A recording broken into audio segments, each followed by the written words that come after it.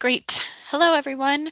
My name is Amy Austin, and I'm the Wraparound Housing Policy Advisor for the Department of Healthcare Policy and Financing.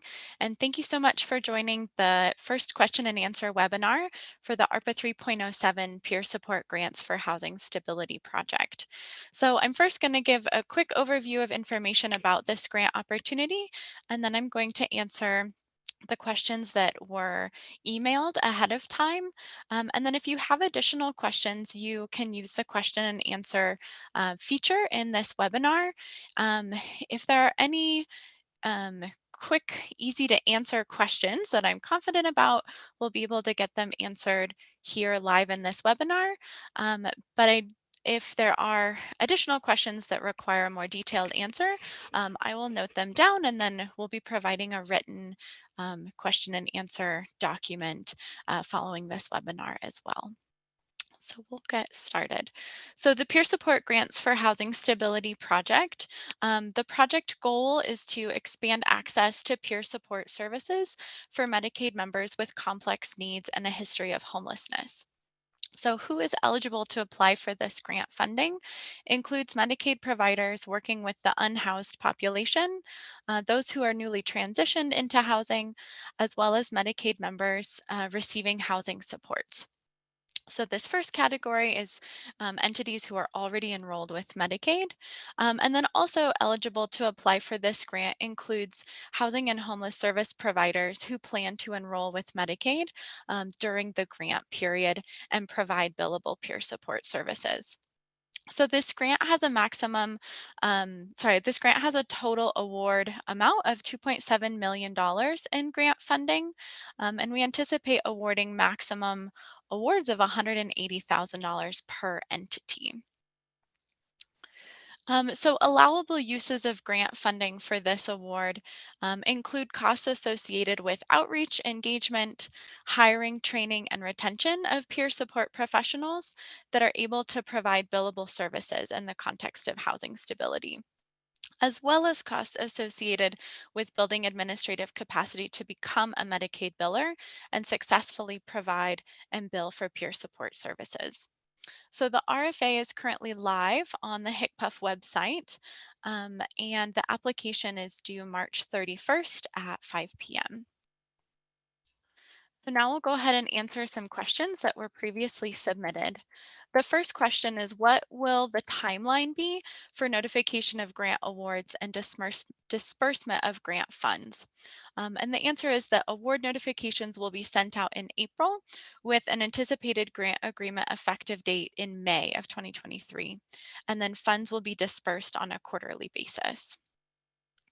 The second question is hiring a third-party Medicaid billing agency an eligible expense? And yes, that is an eligible expense through this grant. The next question is, how often will billing occur for this initiative? And billing will occur quarterly for this grant project. And finally, the last question that was submitted is, for an agency that wants to do Medicaid capacity billing, what is the maximum expectation to meet the peer support component of the grant? And the answer is that the applicant must demonstrate plans to employ at least one peer support professional by the end of the grant period. And actually, there's one last question. It's the RFA does not exclude FQHCs from applying for the funding. Yet, services delivered by peer support professionals on the staff of FQHCs are not billable to Medicaid. Please clarify how FQHCs can design a project eligible for funding through ARPA 3.07. And the answer is that FQHCs are eligible to apply for this grant opportunity. And while a peer specialist isn't an eligible billable provider for an FQHC visit, the costs associated with the service would be captured in the FQHC's cost report. So therefore, FQHCs are eligible and encouraged to apply. So those were all of the questions that were submitted ahead of time. If you have additional questions, please go ahead and put them in the chat now. I'll see if there's any questions I can answer here live. And if not, we'll be sure to answer your questions via a written response that will be published on this project's website.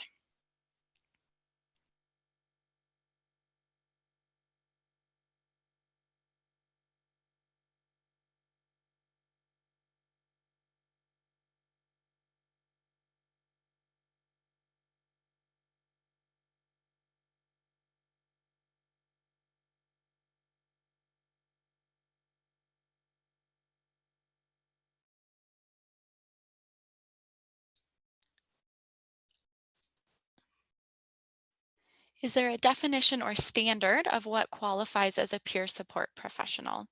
So we're working closely with the Behavioral Health Administration, who is overseeing um, the requirements around peer support professional. That's something that I will look into and share more information in our published document.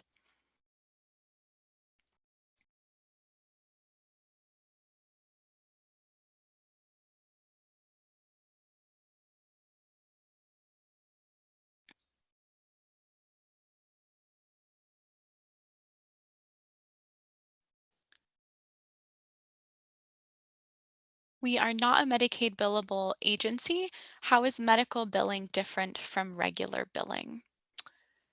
That is another question that I will have to bring back to our team and answer in the published document as well.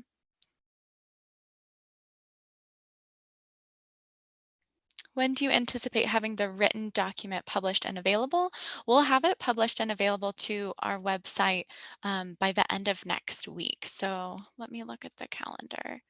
That'll be by close of business on Friday, March 10th.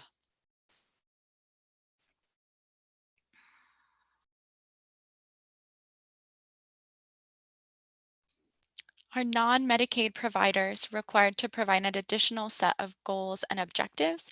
The narrative template has a section for key project objectives, and right after that is a question for non-Medicaid providers and another section for key project objectives. Let me read this again so I can make sure I understand it appropriately.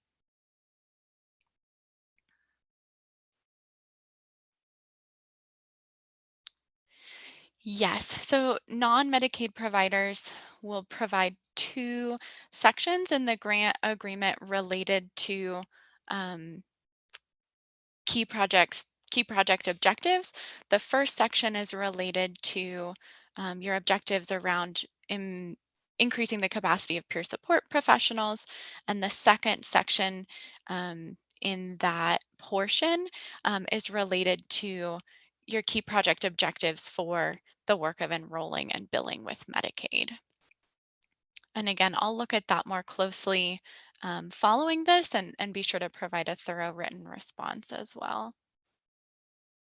Would you consider ideal peer support when you consider ideal peer support activities, what are some of the specific activities you hope agencies will provide? Again, I'll provide a thorough written response in our behavioral health coding manual for the department. We have a number of activities specified that peer professionals can provide, and so I'll provide a thorough response um, regarding that as well.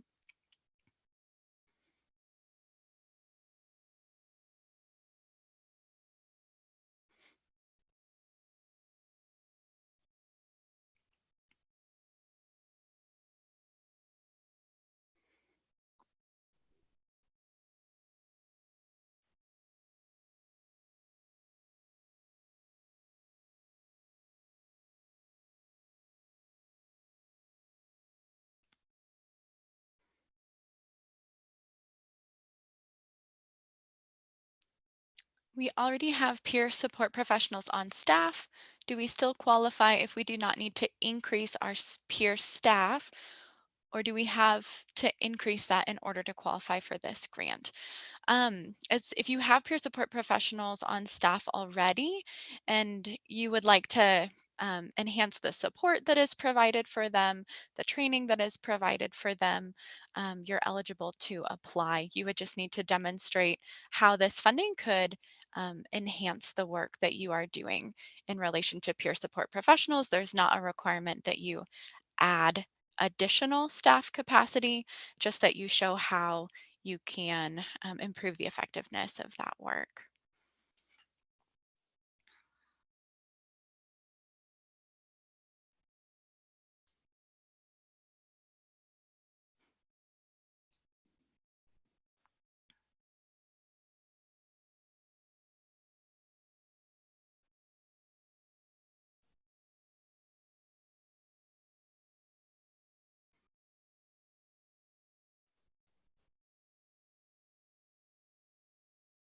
Okay, I'm not seeing any additional questions come through. So, oh, I see one more. After I answer this question, I'm going to put again the email address into the chat where you can send additional questions. Um, Please email any additional questions that you have, and those questions will be answered in the written document that will be provided on the website next week as well. Is this grant a payback grant or is funding awarded immediately? Again, this is a question that I'll be able to provide a comprehensive written response regarding the exact payment structure for this grant as well. Okay, I will put the email address in the chat. Puff, thanks. Great. Thank you all so much for tuning in today and for submitting your questions.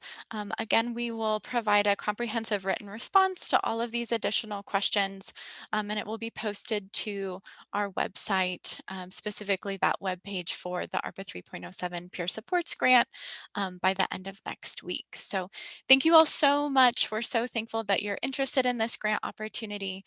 We really hope that you do apply. I'm always here to answer additional questions. Thank you so much. Bye-bye.